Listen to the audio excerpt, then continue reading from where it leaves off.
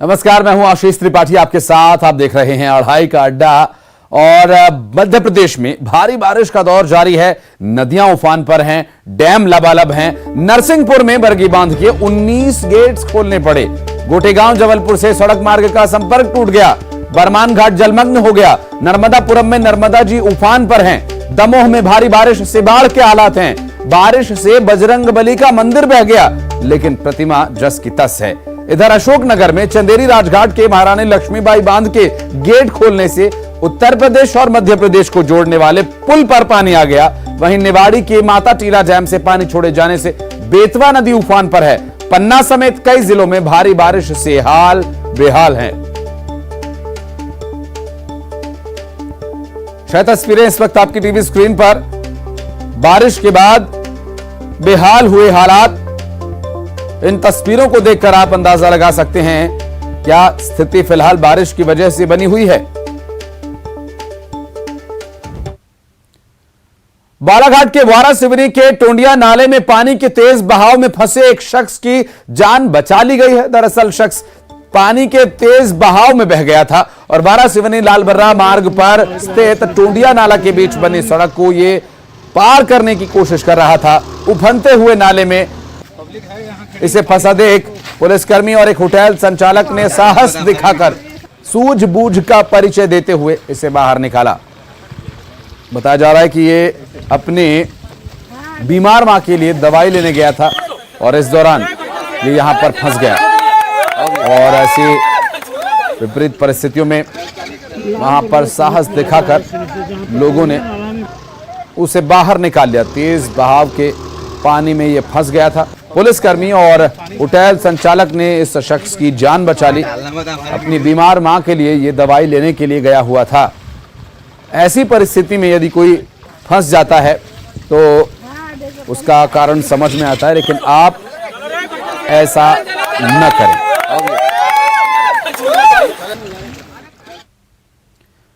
और दमोह में भारी बारिश से तबाही जारी है। दरअसल बजरंगबली के धाम हनुमान मंदिर के धराशायी होने की तस्वीरें सामने आई, जबकि बजरंगबली अडिग अटल अविचल वहीं खड़े हैं। जहां तेज बहाव में भी प्रतिमा जस की तस बनी हुई है। नदी में आई बाढ़ ने मंदिर को जरूर गिरा दिया, लेकिन बजरंगबली की प्रतिमा को कोई प्रभाव नहीं पड़ा।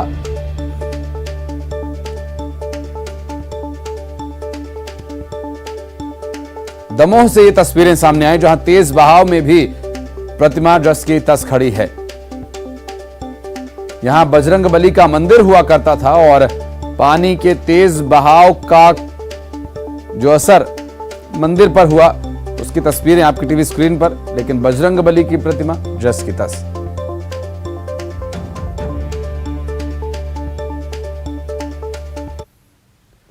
और अशोकनगर से बड़ी खबर। दरअसल उत्तर प्रदेश और मध्य प्रदेश को जोड़ने वाले पुल पर पानी आ गया। एक शख्स के बह जाने की सूचना इस पर मिली है। चंदेरी राजघाट के महारानी लक्ष्मीबाई बांध के 14 गेट्स खोले गए। मध्य प्रदेश और उत्तर प्रदेश को जोड़ने वाला मार्ग पूरी तरह से बंद हो गया।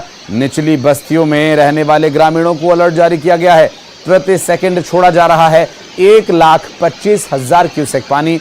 मौके पर पुलिस प्रशासन की टीम भी मौजूद है और SDRF की टीम को भी तैनात किया गया है।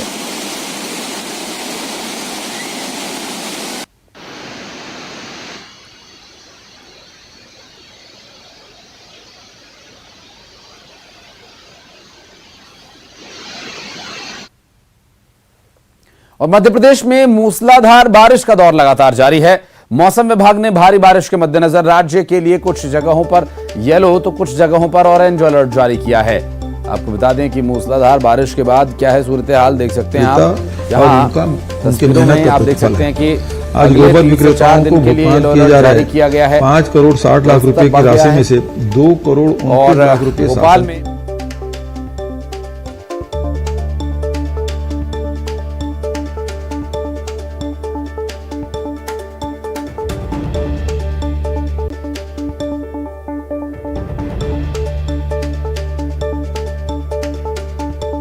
है, क्योंकि भारी बारिश के बाद वहां पानी भरने की आशंका है और मूसलाधार बारिश का दौर लगातार जारी है भोपाल में भी।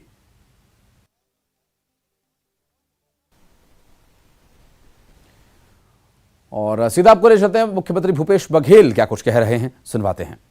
अंतर्गत गौठानों में क्रय गोबर से 37,44,655 क्विंटल कंपोस्ट खाद का उत्पादन किया गया, जिसमें से 31,10,787 क्विंटल कंपोस्ट खाद का विक्रय हो चुका है, जिसे हमारे राज्य के किसान भाइयों ने अपने खेतों में उपयोग कर जैविक खेती को बढ़ावा देने में महत्वपूर्ण योगदान दे रहे हैं। गौठानों में अभी भी 4,83,000 क्विंटल वर्मी कंपोस्ट उपलब्ध है। इस मौके पर मैं सभी किसान भाइयों से अपील करता हूं, वह खेतों में जैविक खाद का ज्यादा से ज्यादा उपयोग करें ताकि अन्न की विषाक्तता और खेत की उर्वरा शक्ति को बचाया जा सके। गौठानों में गोबर के साथ साथ गौमूत्र की भी भागीदारी की जा रही है। इससे जैविक कीटनाशक जीवामृत तैयार किया जा रहा है। हानिकारक महंगे रासायनिक पेस्टिसाइड के स्थान पर खेतों में इसका उपयोग हमें करना चाहिए। आज जिन गोबर विक्रेताओं, स्व सहायता समूहों और गौठान समितियों को राशि का अंतरण किया गया, मैं उन सभी को बहुत बहुत बधाई देता हूं। जय जोहार, जय हिंद, जय छत्तीसगढ़।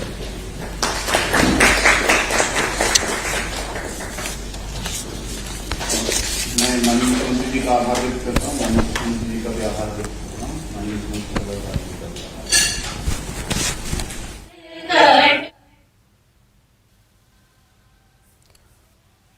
मुख्यमंत्री भूपेश बघेल जो कि गौठान योजना के बारे में बता रहे थे कि गौठानों की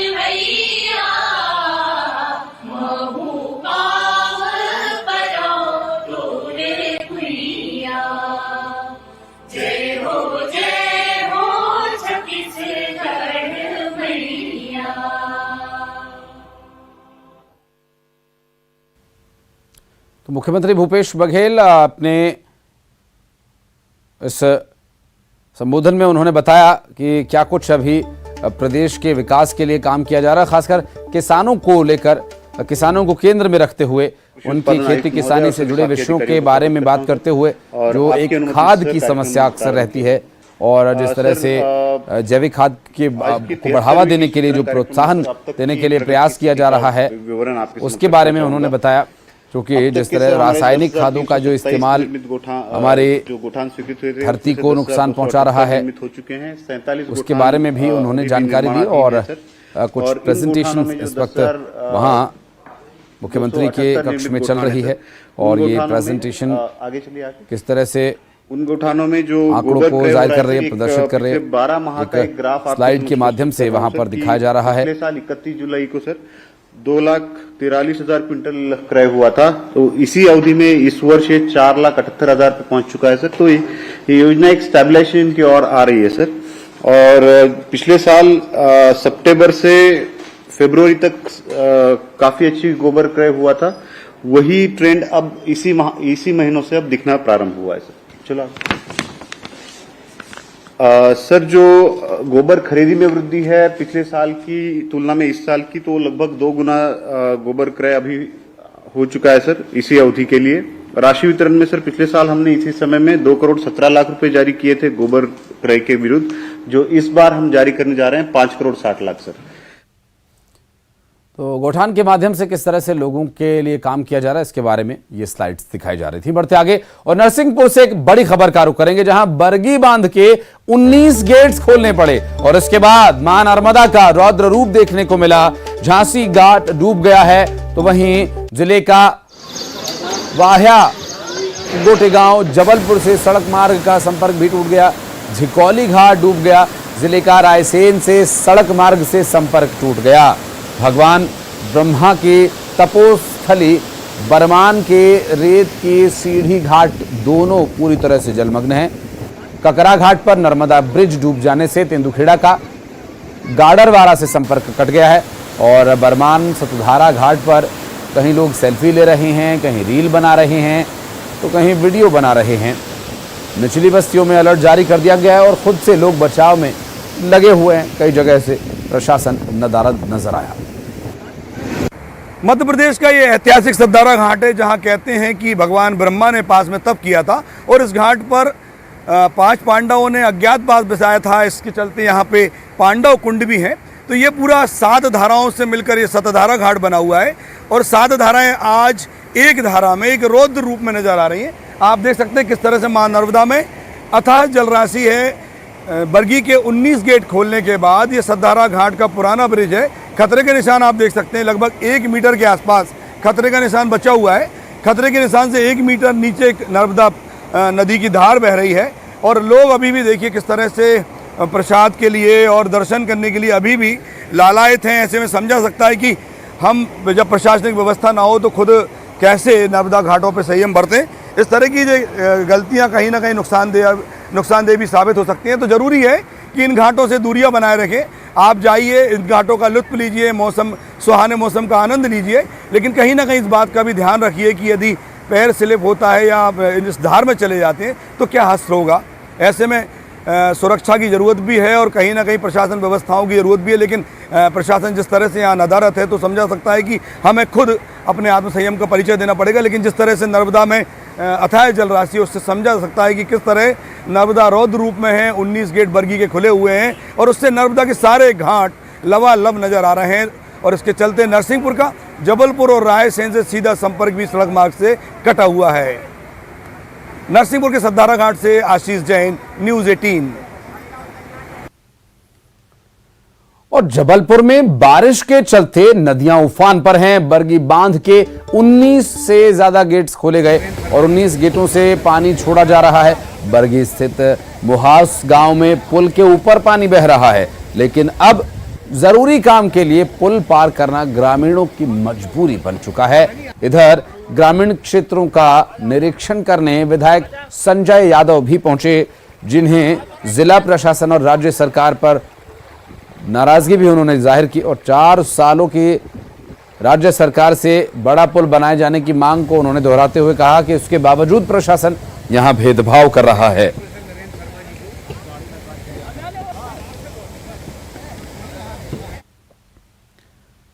और खबर नर्मदापुरम से, जहां लगातार बारिश और बरगी डैम से छोड़े जा रहे लगातार पानी के चलते जिले में तेजी से मां नर्मदा का जल स्तर बढ़ रहा है। बीते 24 घंटे में जल स्तर में 15 फीट की वृद्धि हुई है। सेठानी घाट पर मां नर्मदा का जल स्तर 957 फीट दर्ज किया गया।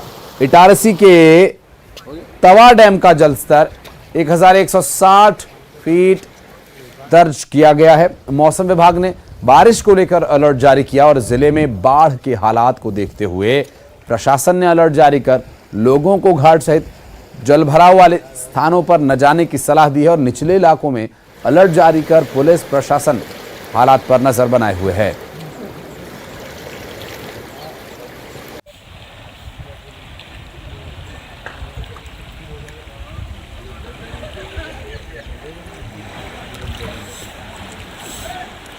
तो नर्मदा जी के ये घाट हैं जहां कभी और सीढ़ियां दिखाई दिया करती थीं, अब वहां पानी चल रहा है। घाट तक पानी पहुंच गया खतरे के निशान से बिल्कुल नजदीक। और शैलेंद्र हमारे सहयोगी इस वक्त हमारे साथ जुड़ रहे हैं नर्मदापुरम से, उनके पास चलते हैं। शैलेंद्र, मां नर्मदा का ये रौद्र रूप अभी और कितने दिन बना रहेगा?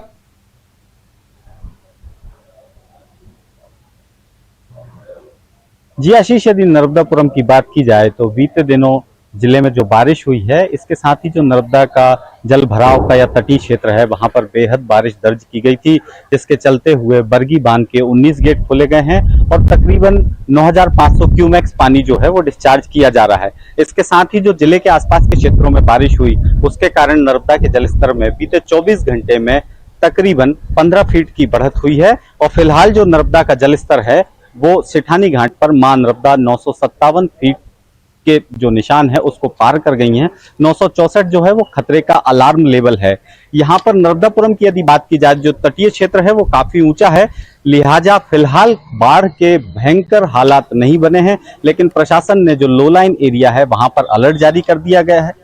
इसके अलावा यदि तवा डैम की बात की जाए तो 1160 फीट पर जो तवा का लेवल वर्तमान में बना हुआ है, 1162 तवा डैम का गवर्निंग लेवल है। यदि तेज बारिश दर्ज की जाती है डैम के कैचमेंट एरिया में तो वहां से भी वाटर डिस्चार्ज किया जाएगा, और यदि दोनों डैम से एक साथ पानी छोड़ा जाता है और स्थानीय क्षेत्र में भी बारिश होती है तो निश्चित तौर पर नर्मदापुरम के लिए हालात भयावह हो जाएंगे।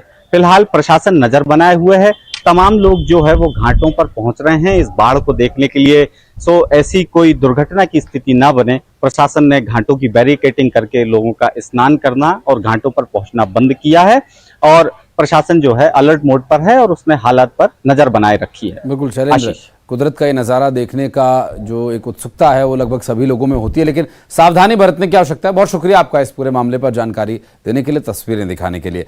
बढ़ते आगे, और पन्ना जिले में पिछले 3 दिन से भारी बारिश के चलते जनजीवन पूरी तरह से अस्त व्यस्त हो गया है और साथ ही जिले के सभी नदी नाले उफान पर हैं। नदी नालों के पुल के ऊपर से पानी बह रहा है, जिससे दर्जनों गांवों का संपर्क शहर से टूट गया है। समाना गांव में ब्रेन हेमरेज की वजह से मृत शख्स का शव परिजन गांव ले जा रहे थे, लेकिन पुल के ऊपर से पानी बह रहा है और गांव के आसपास जलभराव की वजह से वो गांव नहीं पहुंचा पाए। ऐसे में होमगार्ड की टीम ने मौके पर पहुंचकर शव को गांव तक पहुंचाया। दमोह में लोग नदी पार करने के लिए रेलवे के पुल का इस्तेमाल कर रहे हैं। रेलवे के पुल से होकर गुजरकर अपनी जान जोखिम में डालकर यहां से जा रहे हैं। दरअसल दमोह से पथरिया जाने वाले मार्ग के बीच सुनार नदी पर एक पुल है और यह पुल नदी में आई बाढ़ के चलते डूब गया है। यहां पर एक निर्माणाधीन पुल है जो अभी पूरा नहीं हुआ है। ऐसे में लोग सड़क मार्ग के किसी भी पुल से नहीं जा पा रहे हैं, तो वो रेलवे पुल से आने जाने का साधन इन्होंने बना लिया है। और इधर पुलिस प्रशासन के अधिकारी रेल पुल पार नहीं करने की अपील लोगों से कर रहे हैं, जो कि ये दुर्घटना का कारण बन सकता है।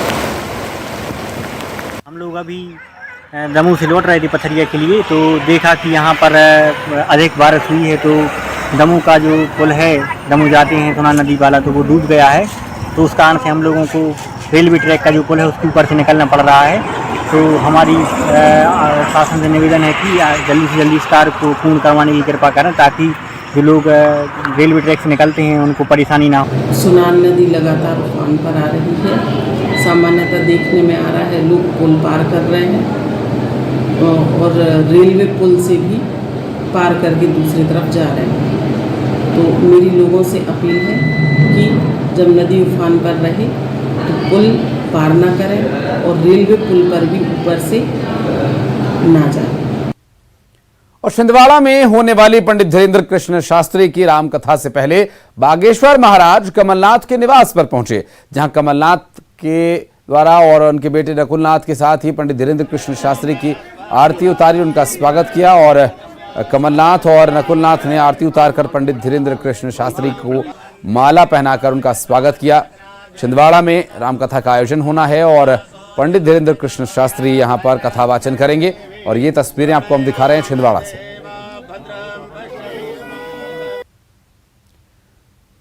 कमलनाथ ने ट्वीट करते हुए बीजेपी पर निशाना साधा। कमलनाथ ने कहा कि कांग्रेस सरकार ने पंचायती राज व्यवस्था को लागू कर पंचों को मजबूत बनाने के लिए संविधान की ताकत दी, परंतु भारतीय जनता पार्टी के राज में पंचायती राज व्यवस्था निशक्त बन गई है। पूर्व मुख्यमंत्री और पीसीसी चीफ कमलनाथ ने ट्वीट कर भारतीय जनता पार्टी पर निशाना साधा और उन्होंने कहा कि भारतीय जनता पार्टी ने पंचायती राज व्यवस्था को निशक्त बना दिया है, जबकि कांग्रेस सरकार के कार्यकाल में पंचों को मजबूत करने के लिए काम किया गया। खबरें आगे भी जारी हैं, वक्त एक बहुत छोटे से ब्रेक का, जल्द लौटते हैं।